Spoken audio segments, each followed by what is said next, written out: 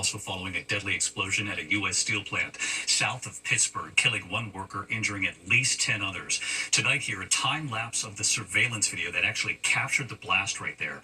Witnesses describing a very loud boom, the smoke triggering air quality concerns tonight. The explosion inside the facility ripping through a wall. You can see that charred pickup truck. At least one person still unaccounted for at this hour. There is a search underway right now. Stephanie Ramos is on the scene outside Pittsburgh tonight. Tonight, authorities urgently searching through the rubble at this U.S. steel plant south of Pittsburgh after an explosion ripped through the facility, killing at least one person and leaving another unaccounted for. An explosion with multiple injuries.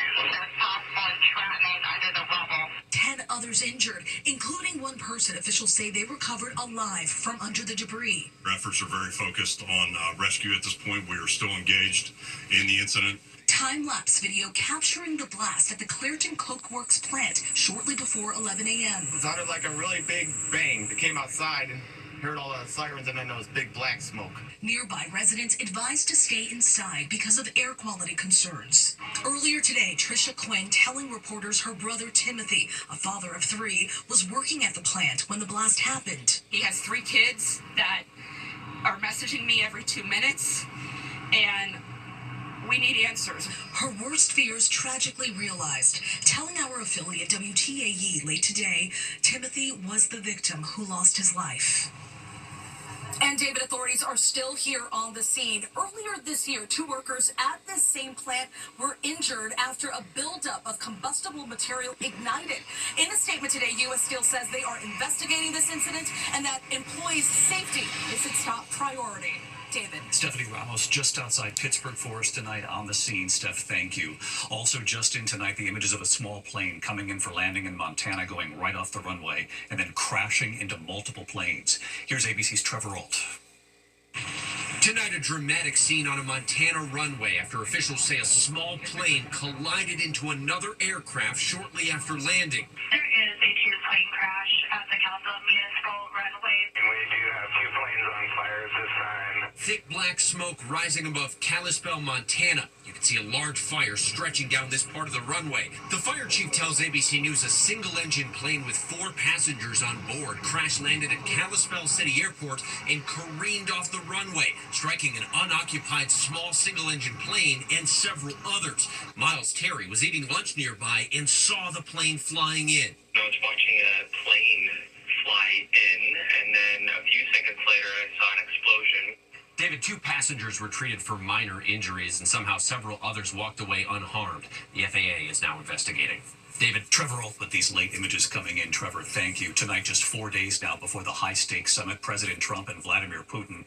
And this evening here, what the president now says he'll say to Putin, and what President Trump said today when asked about President Zelensky not being there and the future of Ukraine.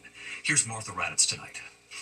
Tonight, with a historic summit in Alaska just days away, President Trump seemingly downplaying what could come of it.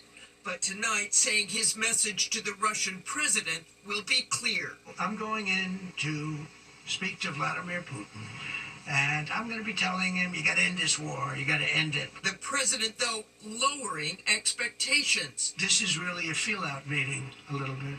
While Ukraine's President Zelensky has insisted he will not trade territory for peace, President Trump said again today there will be land swaps.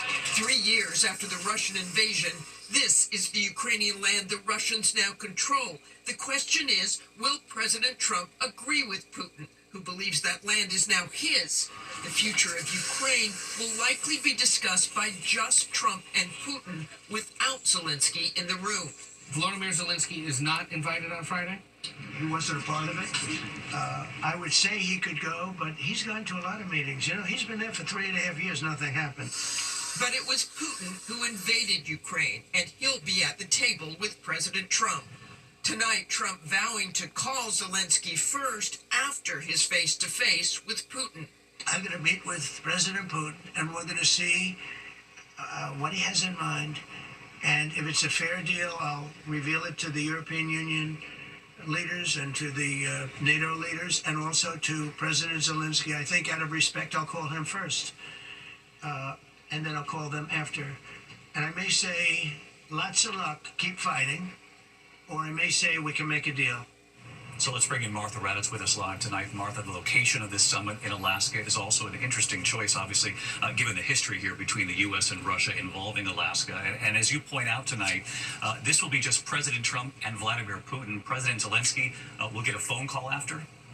Well, David, the location for the summit is interesting. The U.S. purchased Alaska from Russia in 1867, and David, President Trump had wanted Zelensky at the meeting. It was Putin who nixed the idea, but President Trump said he is still hopeful the three can meet in the future. And again, he has promised that his first call after the meeting will be to Zelensky. David? Martha Raddatz, who will be on the air with me here on Friday covering this summit. We'll look forward to that, Martha. I'll see you then. In the meantime, we turn to Washington, D.C. now, where President Trump has ordered the National Guard to take over policing in the nation's capital. Tonight, the mayor there pushing back with the crime stats and what they actually show. Here's Mary Bruce. For the first time in American history, the president seizing control of the police in the nation's capital and deploying hundreds of National Guardsmen. Trump says to fight crime on the streets of Washington, D.C. I'm announcing a historic action to rescue our nation's capital from crime, bloodshed, bedlam, and squalor, and worse. This is Liberation Day in D.C., and we're going to take our capital back. President Trump declaring a public safety emergency in D.C., painting an apocalyptic picture, adamant crime is spiraling out of control. But his depiction stands in stark contrast to the official figures, which show crime in the capital is actually in decline. Violent crime recently hitting a 30-year low, down 26% since last year. Burglary down 19%, murder down 12%. Still, the president said today the D.C. police will now be able to do whatever they want. They're standing there and people are spitting in their face and they're not allowed to do anything. But now they are allowed to do whatever the hell they want. Mayor Muriel Bowser today acknowledging her hands are tied. D.C. is not a state, and the president does have the authority to take over the city's police department. While this action today is unsettling and unprecedented, I can't say that given some of the rhetoric of the past, that we're totally surprised. The president has shown an eagerness to use military force in major cities. Earlier this summer, sending 4,000 National Guard troops and 700 Marines to quell immigration protests in Los Angeles. And tonight, he's threatening to do this to other cities, saying the model in Washington, D.C. could be used to combat crime in cities like Chicago, Oakland, and Baltimore, all cities notably in Democratic-led states. We're not going to lose our cities over this, and this will go further. So let's bring in Mary Bruce. You heard him say this could go further. So, Mary, how soon could we see National Guard troops on the streets of the Capitol? Any idea for how long? And, of course, that threat to do this to other cities as well. Well, David, 800 National Guard troops are now being called up. They will be on hand in the coming week, we're told, working on a rotating basis to support law enforcement. It's not clear how long they will be on the streets of this city, but the president has said he's willing to go even further and bring in additional military forces if needed. David. Mary Bruce, who, of course, will continue to follow this. Mary, thanks. Next tonight, Tropical Storm Aaron. We're watching it closely. Will it become the first hurricane in the Atlantic? The potential tracks right here tonight, and, of course, some of them bring them very close to the East Coast. So, of course, let's get right to Chief Meteorologist Ginger Z's studying the models already. Ginger, what do they show? Hi, David. Aaron is way out there in the Atlantic Ocean at this moment and headed west at 21 miles per hour. So it's cruising, but by Saturday, it does look like it won't only just be a hurricane, but a major hurricane potentially, north and east of the Caribbean. Now, this is the potential track that takes it between Bermuda and the United States, and we have it that way because 90% of the computer modeling right now, the spaghetti plots, have it curving away.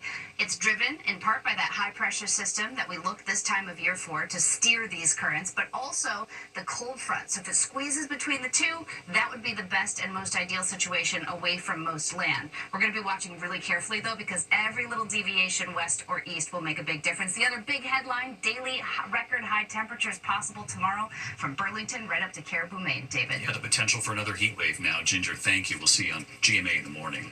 Next tonight, we turn overseas. An Israeli airstrike has killed 6 journalists in Gaza. And what Israel is now claiming about one of the journalists. Many asking, where is the proof? Here's our chief international correspondent, James Longman, tonight.